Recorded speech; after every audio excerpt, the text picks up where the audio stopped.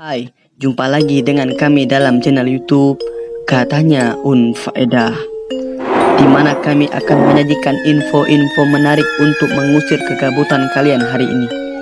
Di mana lagi kalau bukan di channel YouTube Katanya Unfaedah.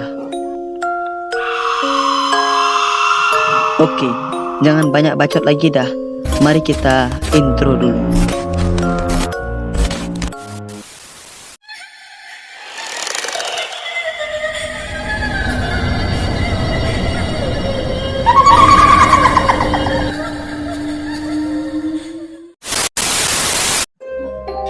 Nah, untuk khusus malam Jumat ini, admin akan menyajikan info-info menarik tentang misteri, konspirasi, ataupun tragedi. Oke lah, tanpa basa-basi lagi, inilah konspirasi-konspirasi kartun-kartun lucu di dunia. Tapi sebelumnya admin ingatkan nih, bahwa semua info ini hanya berbentuk teori konspirasi. Jadi, kebenarannya nggak bisa dibilang 100% benar, karena ini semua adalah berdasarkan kepercayaan dari mulut ke mulut masyarakat.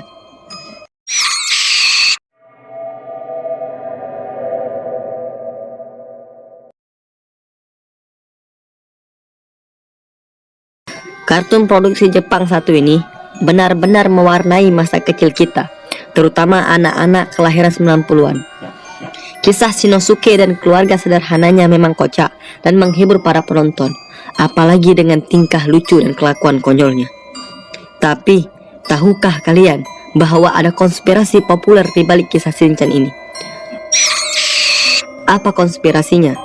Yaitu, menurut kisah yang beredar di Jepang, kisah Shinchan ini sebenarnya terinspirasi dari kisah nyata seorang ibu. Ibu tersebut merindukan anak laki-lakinya yang sudah tiada, bernama Shinosuke, yang menjadi korban tabrakan mobil karena berusaha menyelamatkan adiknya. Ibu yang sangat terpukul itu suatu hari menemukan krayon milik mendiang putranya di dalam mobil, dan hal itu yang akhirnya menjadi inspirasi kreator untuk membuat cerita dengan judul Krayon Shinchan. Jadi nih, filmnya ini dibuat untuk mengenang meninggalnya anak daripada ibu tadi yang bernama Shinosuke. Muji, itu kan menu kesukaanku. Mama benar-benar marah hati. Ini tidak seperti biasanya.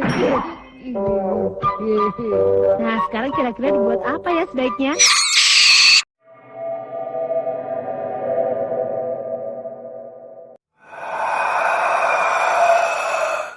Nah, yang kedua ada Hello Kitty.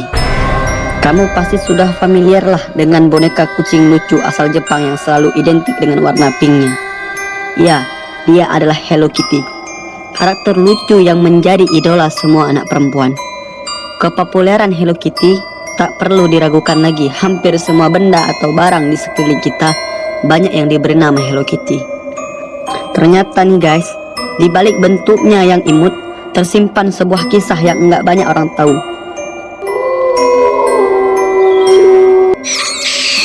Menurut legenda, karakter Hello Kitty diciptakan pada tahun 1970 oleh seorang wanita Cina. Kehidupan wanita tersebut begitu menyedihkan.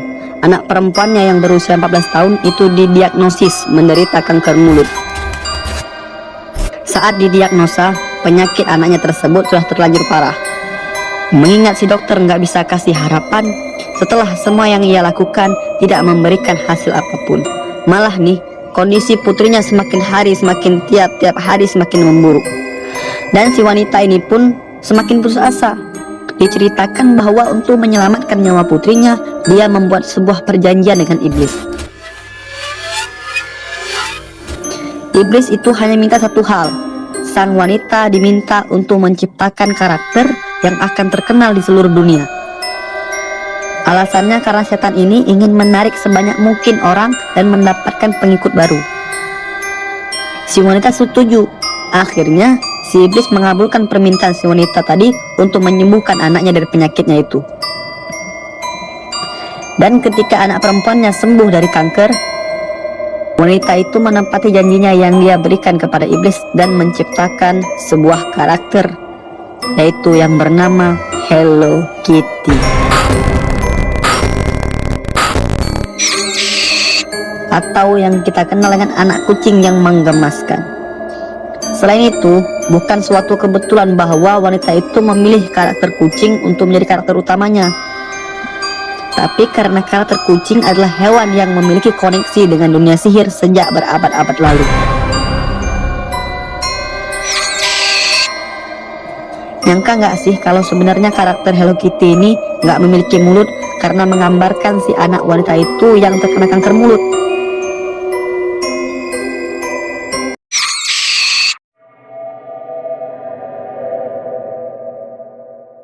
Yang ketiga yaitulah film Masha and the Bear. Jadi, film ini menceritakan petualangan seorang gadis kecil yang bernama Masha dan beruang yang merupakan temannya. Namun nih, jika kamu perhatikan, mengapa Masha selalu tampak sendirian dan tidak pernah bersama orang tuanya? Rupanya nih, ada berbagai versi mengapa Masha selalu terlihat bersama dengan teman beruangnya. Versi yang pertama, yaitu Masha adalah korban keganasan beruang.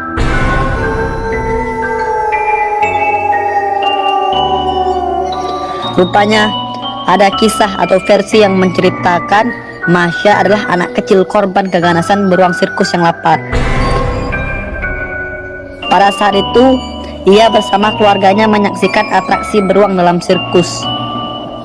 Setelah acara usai, gadis cilik ini kabur dari pengawasan orang tuanya dan menuju ke kandang beruang sirkus. Sayangnya nih, beruang yang ia temui ternyata amat berbeda dengan acara sirkus yang telah Masha saksikan.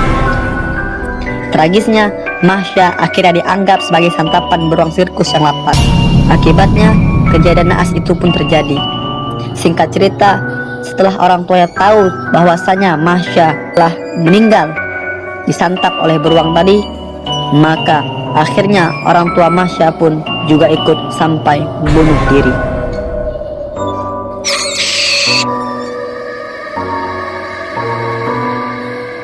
Terus versi yang kedua nih, yaitu ada versi lain yang mengatakan bahwasanya Masha and the Bear ini adalah kisah yang diadaptasi daripada cerita rakyat Rusia.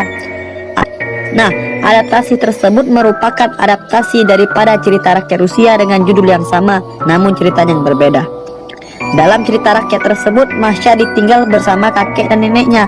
Lalu suatu hari teman-teman Masha mengajaknya ke dalam hutan. Nah, saat di perjalanan, Masha terpisah dengan teman-temannya dan ia pun tersesat. Setelah berjalan mengelilingi hutan, akhirnya Masha pun menemui sebuah rumah, yaitu rumah seekor beruang. Masha masuk ke dalam rumah tersebut dan ternyata betul di dalam rumah tersebut ada seekor beruang. Nah, Masha sangat ketakutan. Akhirnya beruang itu pun menangkap Masha dan mengatakan bahwa beruang itu tidak akan memakannya dengan syarat jika Masha ingin bekerja untuk sang beruang. Akhirnya setelah beberapa waktu Masha bekerja untuk beruang, mulai dari memasak hingga sampai membersihkan rumah. Suatu hari Masha rindu dengan kakek dan neneknya. Masha lantas membuatkan kue untuk mereka dan menyuruh si beruang untuk membawakan kue tersebut kepada kakek dan neneknya. Namun dengan syarat bahwa Masha selamanya menjadi pembantunya. Alhasil beruang pun menyetujui dan mengantarkan kue tersebut. Karena Masha anak yang cerdas, dia menyusup masuk ke keranjang kue yang dibawa beruang tadi. Akhirnya singkat cerita, Masha pun terbebas daripada beruang dan dapat bertemu dengan kakek dan neneknya.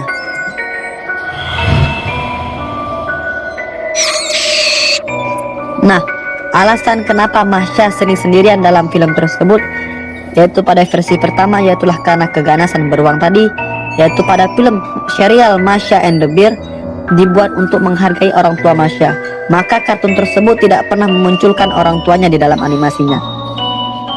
Selain itu, beruang yang kerap diganggu Masha dalam kartun memang sengaja dibuat untuk takut kepada bocah cilik itu karena untuk mengenang hidupnya. Namun, lain halnya dengan versi kedua yang merupakan cerita rakyat Rusia. Cerita rakyat tersebut menjelaskan bahwa Masya adalah anak yatim piatu yang dirawat oleh kakek dan neneknya. Kisah tersebut yang kemudian diangkat menjadi serial animasi lalu dibuat dengan karakter yang lucu tanpa pemeran antagonis.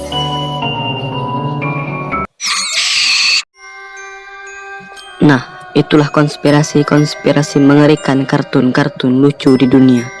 Seperti biasa, jangan lupa tekan tombol like, komen, dan subscribe untuk mendukung terus channel ini.